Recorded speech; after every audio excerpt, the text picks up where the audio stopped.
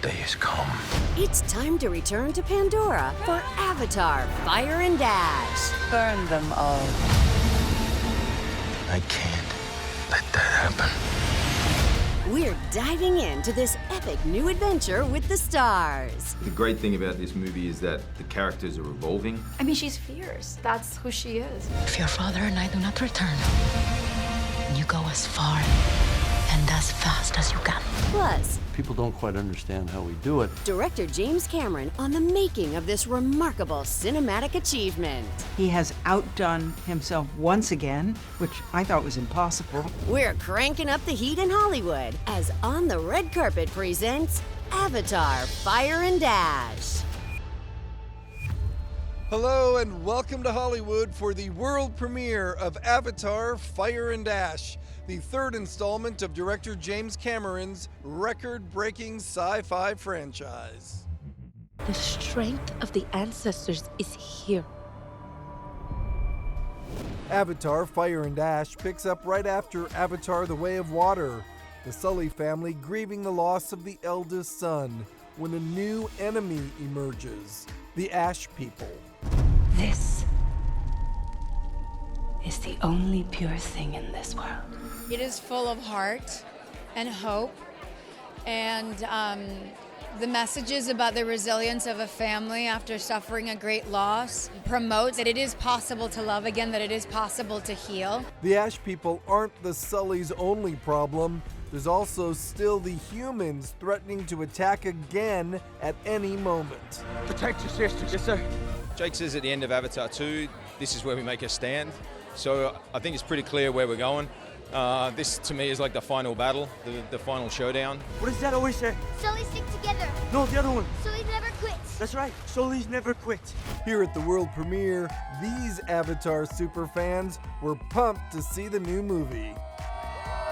And so were the film's stars, who arrived in style at the Dolby Theater, the same theater where the Oscars are held each year. Expect the unexpected, because what you think is going to happen is not going to happen, and everything is just going to go pretty bonkers. That's a good word for it, because it is bonkers. It's a crazy, epic, like action-packed, emotionally packed, like you're just on a ride, literally. It really carves out its own way. It takes different chances than two took and that one took. And you see a whole other Pandora. I mean, it's about love, it's about family, protecting your family, in a world that is just of one's imagination. If there's something you can do, then you must do it. Are you able to go in and watch your movie as a regular moviegoer? It's a big question. It's interesting. You know, I would say up until before I started mixing the movie, I could still cry in the scenes where you're supposed to cry. And there are about 5 of them in this film, by the way. But I do want to see it with an audience, a big audience, and see where they laugh and where they have an emotional reaction, because I haven't done that yet. Right after our red carpet interview, James Cameron got his wish, presenting his film to an audience for the first time. So without further ado, let's watch Avatar: Fire and Ash.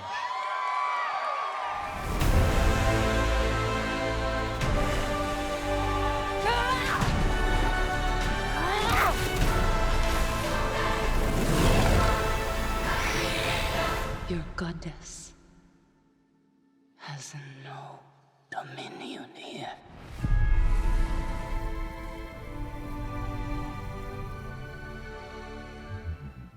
More now with the stars of Avatar: Fire and Dash, beginning with Jake Sully himself, Sam Worthington. He was joined in our interview by co-stars Stephen Lang and Una Chaplin. You cannot live like this, baby. In hate.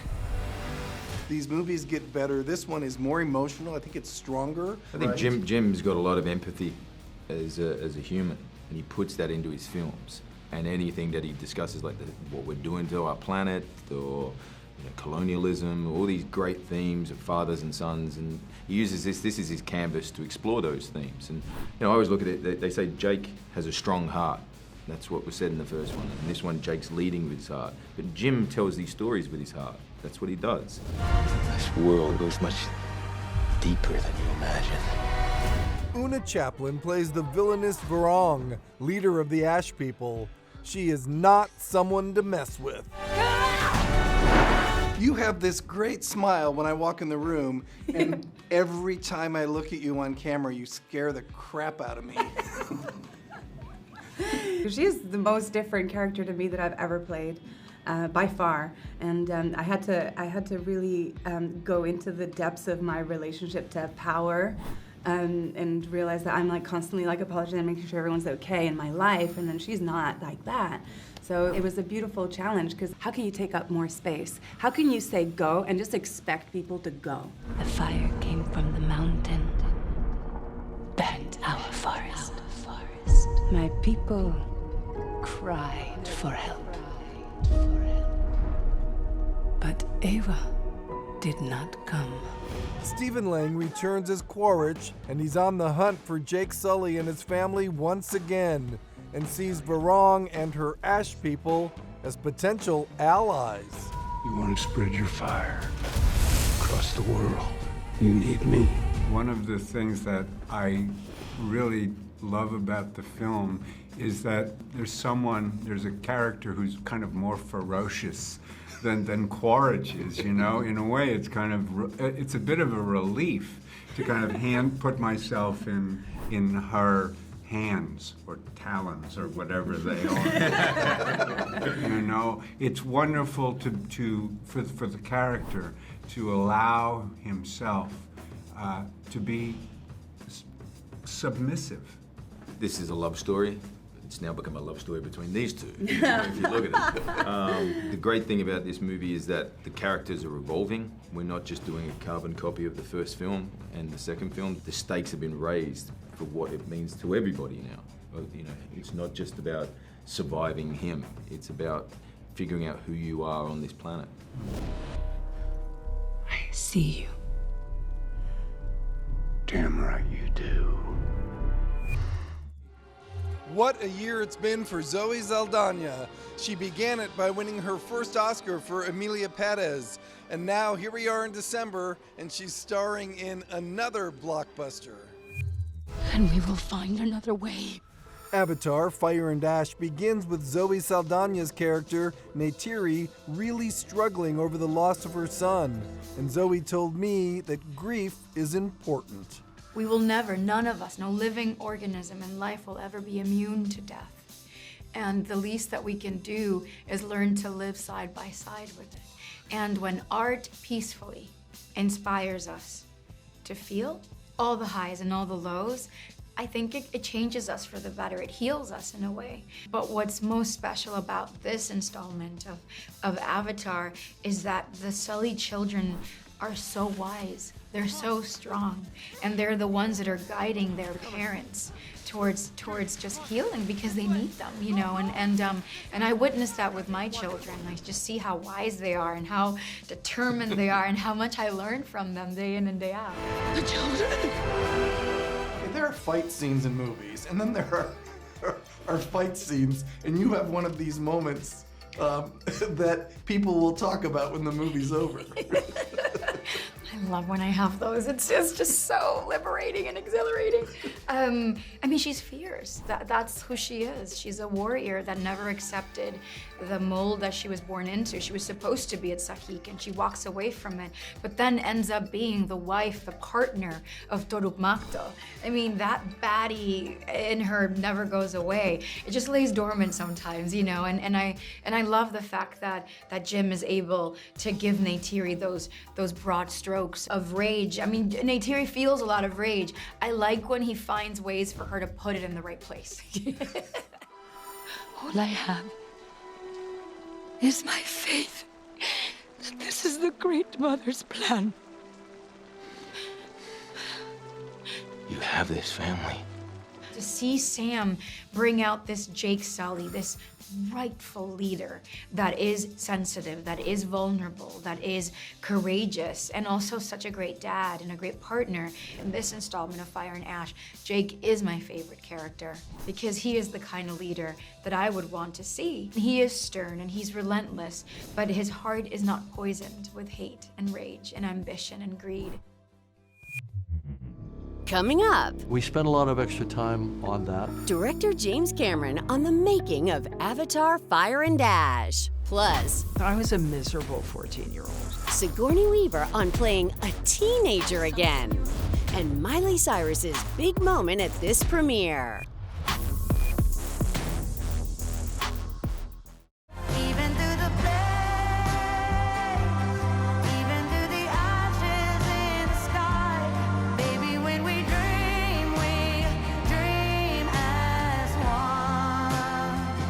That's Dream as One, a new original song from Avatar Fire and Ash, performed by Miley Cyrus. Miley making news at this world premiere, posing with her new fiancé, musician Max Mirando, and showing off that new engagement ring.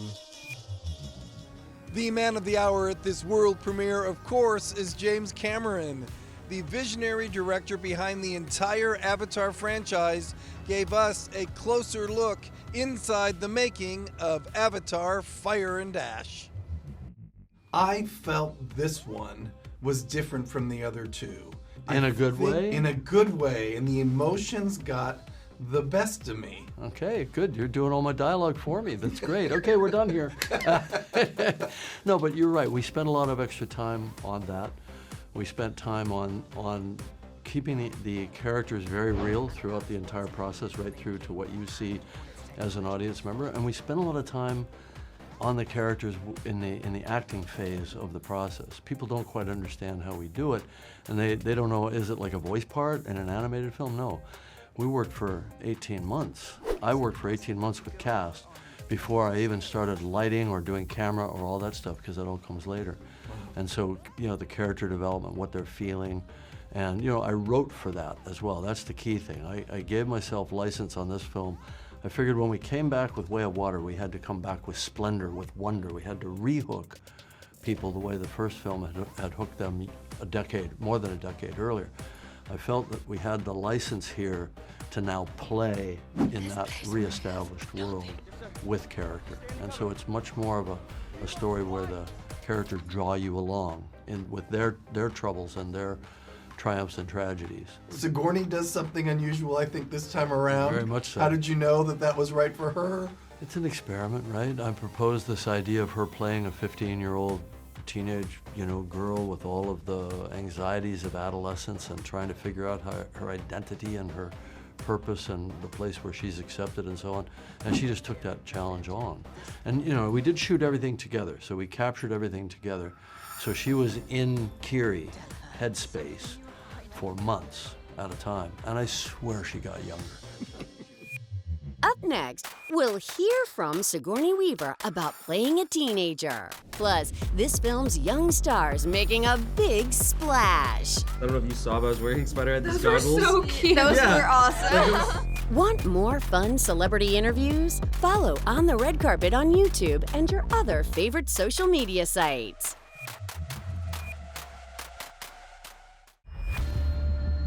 Sci-fi legend Sigourney Weaver has been making blockbuster movies with James Cameron since Aliens back in 1986, and she's been a big part of the entire Avatar franchise. In a Jim Cameron movie, there's always a lot to take in. Yeah, it's such an amazing adventure. He has outdone himself once again, which I thought was impossible. And at the same time, the movie is about, its themes are so resonant now, grief and how to process grief when there's war and, all these things, mixed race family, how they're going to work that out. He doesn't shy away from those things that happen to real families. Let's talk about you being one of the children. I asked Mr. Cameron about that. He called making you a teenager again an experiment. And clearly the experiment worked. An experiment that he's kind of stuck with, but I know. It's like the greatest challenge or greatest job I can imagine, because I was a miserable 14-year-old. I was this tall when I was 11, and so I was like, don't look at me. And so for me to get to go back and revisit that time in my life and what that felt like in my body and everywhere was a great gift to me and kind of a healing thing. I call upon the warrior mother. Kiri comes into her own, as all the children do, because mom and dad are busy doing their own defense, and the kids are thrown together and have to rely on each other and themselves. I think that's always been hard for Kiri. There's something you're hiding. Tell her it is time. In Avatar, The Way of Water, we met a number of new characters, like Soraya from the aquatic Metcaina clan, Took, the youngest of the Sully family, and Spider, a human raised on Pandora. Those three play a big role in Avatar: Fire and Ash. All right, hands up if this is the case. I took this job not knowing how much work it was going to be. I mean, just like Honestly, yeah, like, no. I mean, it's like I didn't. but it's yeah. because we've never worked on a film. It wasn't Like- because it was Avatar. For me, it was more like I did not understand how cool and legendary it was. Like Yeah. Right. how legendary the people are that I get to be a part of this Avatar family with, or like how legendary this saga is. I started acting when I was 5, and I didn't book something substantial until I was 13, and then it was Avatar. So for me, it was like, oh my gosh, like you work and you work and you audition and you audition, and then it's like, oh my gosh, like we did it. Like my family sacrificed so much. Not like my grandma didn't speak English, and she would take me to like castings and auditions. Right. Just figuring it out on the MTA, like New York City Transit. So I think I was just grateful. Yeah, I mean, I don't think I could have anticipated the water work, the stunt work, just the amount of detail, the language, the Right. knife fighting. You know, it goes beyond acting. It's like it's a lifestyle. These three young stars have literally grown up on camera. Trinity, now 16, was just 7 when she first got cast as Took, and Jack grew from 5'1" to 5'11" during filming. I'll kill you! I swear! There was also a big change for his character Spider. That human boy somehow becomes able to breathe the air on Pandora. How do you still live? What if every human being on Earth could live here without a mask?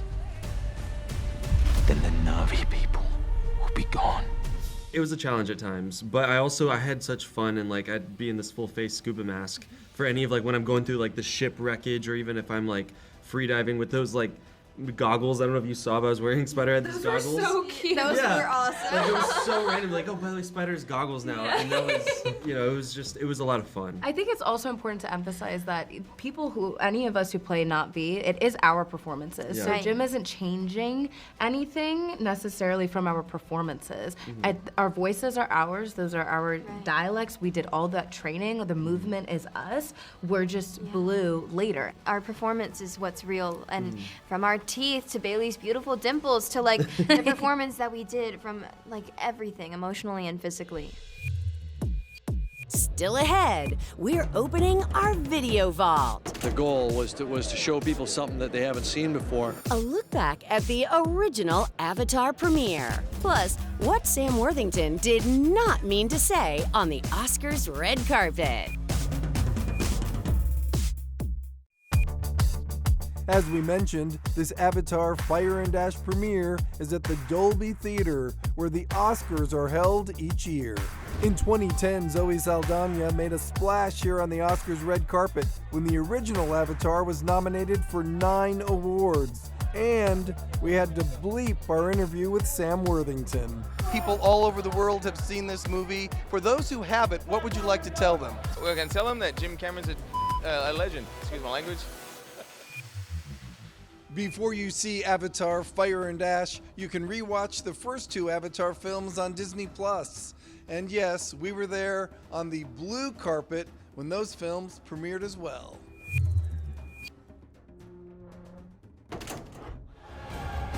Well, we will send them a message. That this is our land! The original Avatar has grossed nearly $3 billion, the biggest blockbuster of all time. It also won 3 Oscars for cinematography, art direction, and visual effects. Outstanding. It all started here in Hollywood at the world premiere in 2009. We're at the premiere of Avatar with Sigourney Weaver and all the other stars of the film. You shouldn't just go, oh, it's a 3D movie, it's for these kids or boys. It's not. It's for everybody. No one should miss this. The whole movie for me took 14 months. The biggest challenge was Jim trying to get everybody and all these talented people together. James Cameron is known for writing the most amazing love stories. Either if it's in a sinking ship, or you're being chased by robots, or you're at the bottom of the ocean, it's always a beautiful love story. It's definitely the goal was to show people something that they haven't seen before, and a lot of people say that, but we went after it hard. Beginning in 2017, guests at Walt Disney World could embark on their own Avatar adventures. We were there in Florida when Pandora, the world of Avatar, first opened. Probably the most stunning visual here at Pandora, the world of Avatar, are those big, beautiful, rugged, floating mountains. By the way, Disney Imagineers are currently working on a new Avatar experience at Disney California Adventure. The way of water has no beginning and no end. In 2022, Avatar: The Way of Water premiered. The film grossing more than $2 billion and winning another Best Visual Effects Oscar. The movie is beautiful. It's beautiful to look at, but Jim's put so much emotion into it. I'm a part of something really groundbreaking, trailblazing, special. In addition to premieres in Hollywood, London, Tokyo, and Seoul, We see you, thank you. the filmmakers also celebrated with a dazzling drone show over Niagara Falls. And just this month, to promote Avatar: Fire and Ash, they took the idea to the skies of Paris, France, beginning the Avatar: Fire and Ash World Tour by illuminating the night sky in the City of Lights.